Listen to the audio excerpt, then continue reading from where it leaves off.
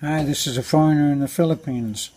Well, quite a few of you don't seem to know that actually, rather than going around building houses and helping people out on stuff and making fun videos, well, what I hope are fun videos, I'm actually a writer, so words are very important to me, and I see the importance of words in arousing, in touching people by the emotion. Because if a writer writes and does not affect people emotionally, he's wasting his time.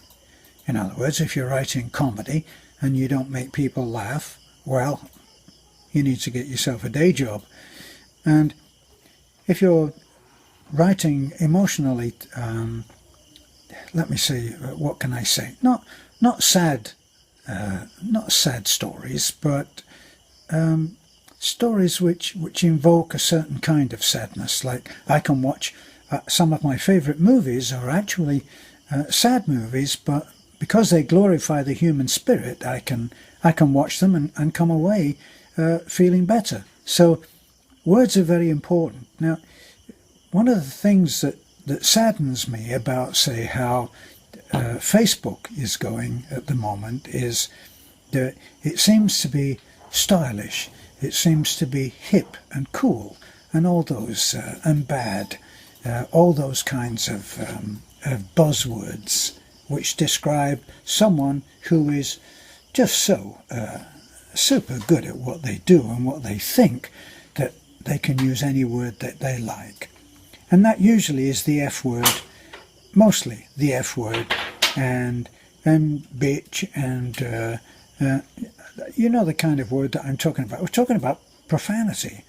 And my own feeling on that, and that's why my own feeling on that is that it's not a good thing. I don't see that that's good. And sorry if that means that I'm not super cool. Sorry it means that I'm an old fuddy-duddy or an old fart. Fart's not a swear word, okay? So if it does seem as if I'm really not a very cool guy after all, well, so be it. But I don't want it on my channel. And when I see posts and they're using bad language, well, I just delete it. Because, as one of my friends in Scotland said, I watch your channel because I can watch it with my son, who's 12 years old. And so I don't have any explicit graphic sexual descriptions. I don't have any swear words on there. I certainly don't have the F word on there. And the reason for that is that research actually has shown that that profanity carries with it a bad vibe. Would you believe that?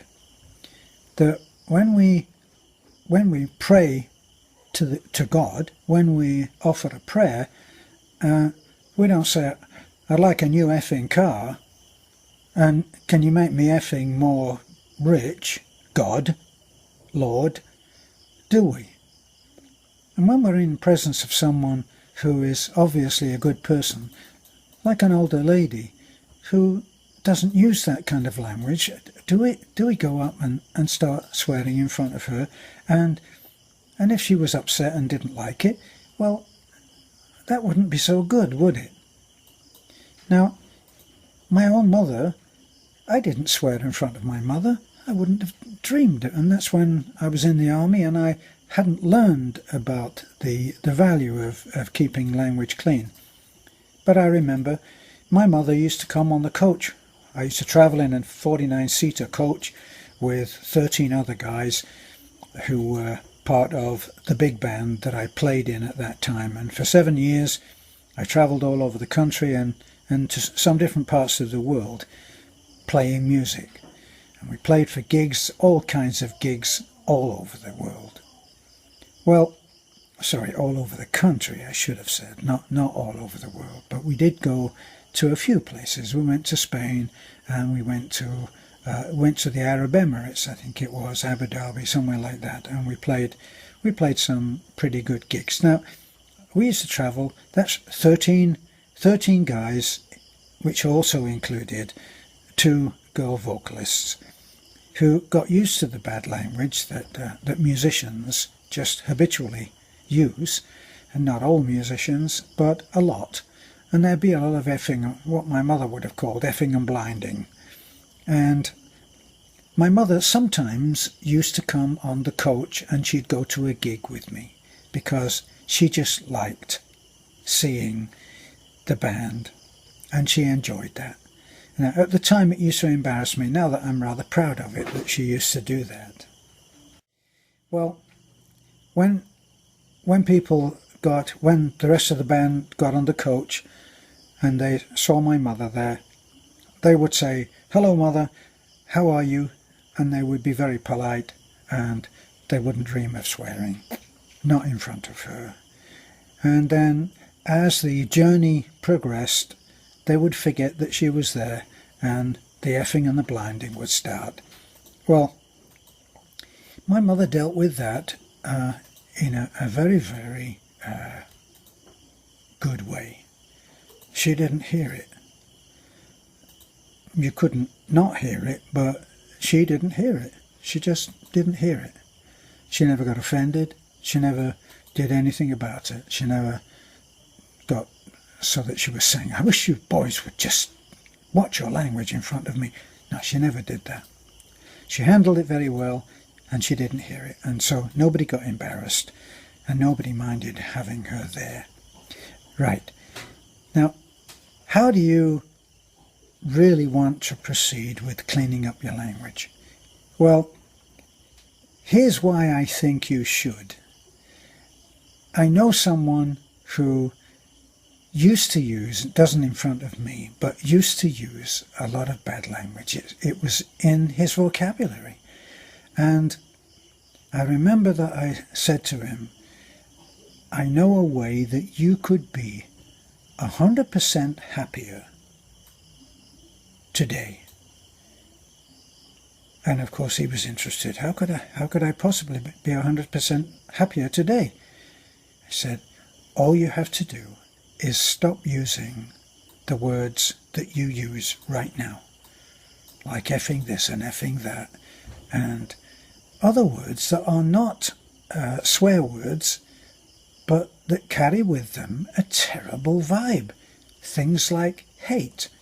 I hate that. I hate that guy. I hate it when somebody does that. I hate it. I hate this kind of music. I hate that kind of music. I hate it when it's hot. I hate it. Hate, hate, hate, hate, hate, hate. And on it goes. And to a large extent, his life was filled with hate, because he was always hating something. And he'd grown used to that word, the same as he grew used to the word F.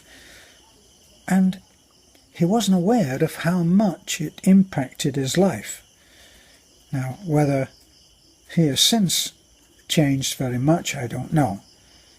But if we use a lot of different words of which we don't understand the impact, then we should really start looking at our vocabulary and seeing what we can do to clean up that area of our vocabulary which involves bad language.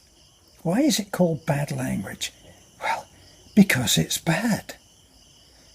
Now, I know that even celebrities have gotten up at the Academy Awards and said, "I'm an effing bad effing, yeah, a mother effer." And they've done that. Now, I'm not being saintly about this, because I can collapse and use some of that word myself, but I'm a work in progress for cleaning up on that, and I do consider myself a work in progress, and I try not to use it. Why? Not because I'm a good boy, not because I expect to be talking to a priest in the next 50 minutes, but because I realise that it just isn't good for a happy life. You go along talking about hate, talking about, "I can't stand that, I can't stand it when they do this. I can't stand those kinds of people. I can't stand this. I can't stand that. I hate this. I hate that. Of course, I'm putting it all into a 5-minute conversation where this goes over the 24 hours of your day. And just for curiosity's sake, why don't you just have a look at how often you use those bad words, but not how often you use them. Have a look at the effect on your life of talking in that vein. Is it cool? Is it with it? Is it are you super cool by using F word? Are you using it without even knowing what it means, of knowing where it came from? You probably haven't even given a thought to all of that, the derivation, but we all know what effing means, and it's something that that makes the world go round. I mean, that's how we have babies, isn't it? So nobody wants to stop effing. They just want to stop using the word as if it doesn't mean anything at all. So this is my thought at the end of the day, or one of my thoughts at the end of the day, is if you use all of that language a lot about hating this and hating that, even though it may be something quite valid. You know, somebody drives badly in front of you, you say, I hate drivers like that. Don't they know that they're driving dangerously? I hate that. Well, I'm not saying that you should not make a judgment on that. That's a whole other video, isn't it? Judging what other people are doing as if you are 0.0 and are doing everything perfect. That used to be my standing joke. Why can't everybody be perfect like what I am? Just have a look at how much you use all of that, and then have a look at the effect that having those words in your life, on your mind, on your tongue, coming out of your mouth, have a look at the effect that it has on you. Is hate an ever-present word for you? Is the F word an ever-present? I worked for a foreman who could not form a sentence without effing this and effing that. He just was incapable. And that was because it wasn't because he enjoyed the word F. He just didn't know he was using it. Well, I'm sure that you are much more discerning, and you can clean up your act by cleaning up your vocabulary. Now, does that mean that I'm not very cool? Okay, that's what it means to you. This is a foreigner in the Philippines, and I'm not going to wish you an effing good night. I'm going to say, enjoy your evening. God bless. Bye-bye. And that voice from the from wherever it came from is... Yeah, please like, comment, and subscribe on our YouTube channel. Good night. Sleep well. Have a good, sweet dreams. Bye-bye. God bless. Good vent act, Jess.